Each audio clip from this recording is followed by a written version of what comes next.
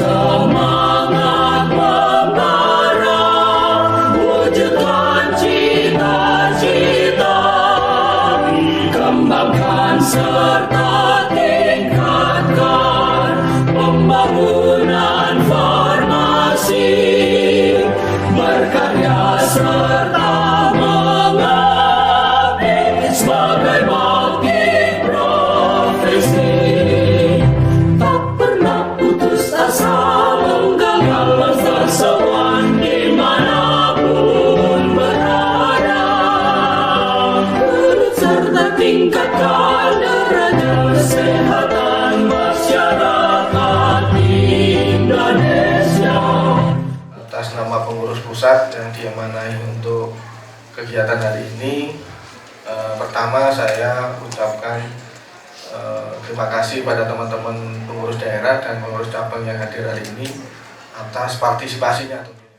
Tempatnya sebenarnya, tapi komitmen teman-teman untuk hadir 28 kurang sedikit 34 aja udah alhamdulillah. Jawa Timur yang sudah, walaupun tidak pernah dibentuk panitia secara resmi, tapi acara ini terselenggara berkat kerja keras teman-teman semua.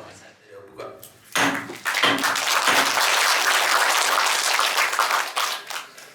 Disebut sebagai sumber daya manusia kesehatan yang terdiri atas tenaga medis, tenaga kesehatan, dan tenaga penunjang atau pendukung. Istilah tenaga medis itu hanya untuk dua profesi. Saya ulang, dua profesi, yaitu profesi dokter dan dokter gigi. Mereka langsung melanjutkan ke profesi. Lalu, tenaga kesehatan. Kenapa dibedakan? Ya, kita boleh berbeda pendapat. Tapi pendapat saya adalah sebenarnya tenaga medis itu tenaga kesehatan juga. Karena mereka tidak mau disebut sebagai tenaga kesehatan. Namun itu ditafsirkan oleh pembuat undang-undang. Itu sebutannya imbalan, disebut jasa, gaji, atau apapun itu. Nah, gaji, yang disebut gaji atau upah, itu bagi tenaga pendukung atau tenaga pendukung. Bisa cek ke ketua 2 yang statusnya sekarang masih sebagai PNS terkait dengan Kementerian Tenaga Kerja kan, istilahnya gitu kan. Itu sumber daya manusia kesehatan. Ya. Selama itu belum terkoneksi, teman-teman yang nanti ini akan dapat diakses oleh PTSP atau Dinas Kesehatan di Kabupaten Kota dalam rangka pemberian izin praktek. Jadi kalau kita berpikir sempit, ngapain lagi? Kita kan udah nggak dianggap. Ngapain lagi ngurus-ngurusin gitu? Tapi saya berpikir untuk kepentingan yang lebih besar. Siapa itu? Anggota kita. Anggota kita ya di atas 100.000. Sudah sekolah Pernah nih Pak di sana. Di Medan itu ada 17 institusi pendidikan Pak. Jadi ada yang kita mengambil sumpah sama seperti PPNI, teman-teman PPNI dan lain-lain lah sama. Ada yang mereka mengikuti edaran dari APDFI. Ada yang kita jadi saksi. Ini macam-macam Pak. Sebenarnya yang mana ini Pak yang mau kita ikut? Saat ini kami mengiyakan semua dulu. Tapi setelah ini kita tentukan harus buat kesepakatan. Dia menjadi penanggung jawab toko obat sesuai dengan PP 51. Memang toko obat itu penanggung jawabnya harus TTK. Jadi kalau tadi Pak Budi sudah sampaikan ke Pak Aiden, semoga minggu depan bisa bridging gitu ya Pak Aiden. Tapi kalau saya berharap bisa lebih cepat dari itu Pak. Tentu dalam bridging ini pasti ada perubahan terhadap aplikasi. Dan pengalaman saya jika berhubungan dengan vendor yang membuat aplikasi itu pasti ada biayanya kan. Saya tidak ingin membebankan biaya itu kepada teman-teman, tidak. Karena teman-teman sudah meneruskan berupa kontribusi dari iuran anggota kan. Nah itu yang akan kami manfaatkan. Artinya kalau ada teman-teman yang belum membayarkan proporsi itu, ya sekarang cepatnya membayarkan.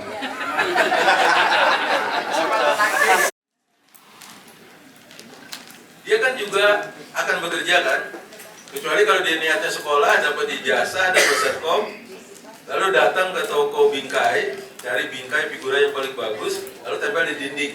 Nggak perlu dia SKP dan sebagainya. Nah pada saat dia akan mengurus surat izin praktek, PTSP itu kan nanti kalau sudah bridging, kan melihat ke web kan, nama dia nggak ada di situ. Wakil Kalimantan Selatan.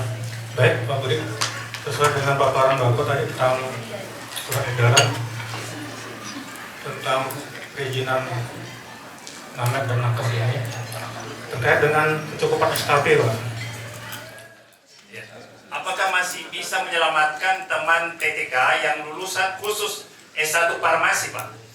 Masa berlaku STR-nya itu masih ada sekitar sampai tahun 2026. Ini karena kenapa banyaknya di wilayah kami di Sulawesi Selatan, terutama lulusan S1 farmasi masih memegang STR. Apakah itu masih bisa mengurus SIP dengan status yang berubah? Di sini bahasanya tenaga kesehatan, yang akrab kita yang lalu tenaga teknis kefarmasian. Mohon pencerahannya juga itu, Pak. Ya. Ya. Saya harus jujur mengatakan saya tidak bisa menjawab pertanyaan ini.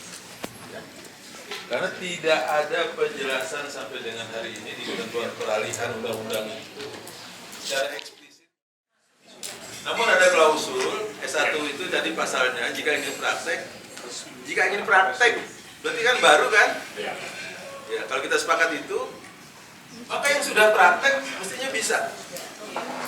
Tapi yang di ketentuan peralihan tidak diatur, itulah yang bikin saya emosi. Sebagai orang pada saat jadi mahasiswa di Fakultas Hukum diajarkan oleh ahlinya mengenai ketentuan peralihan. Ya.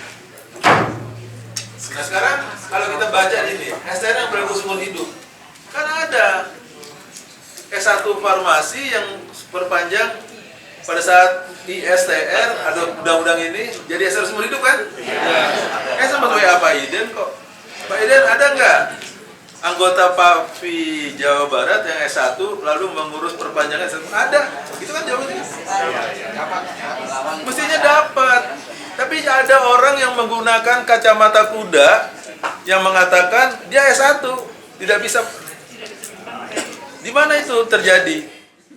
Bayangkan Pak, kalau semua orang baca huruf mati seperti itu, kacau negara ini. PC. Jadi ketika PC itu approve iuran anggota, otomatis akan terakumulasi, Pak. Jadi makanya PC itu harus benar-benar jeli dalam approve. Kalau memang dia tidak merasa menerima iuran 100.000, ya jangan di approve karena nanti ada yang ditagih. Nah, itu nanti bisa di adjustment oleh PC dengan mengajukan data bahwa iuran ini anggota saya sekian sudah dilaporkan di tahun ini. Nanti seperti itu, Pak, adjustmentnya, Pak. Tetaplah berkarya, sehatkan bangsa, mendidik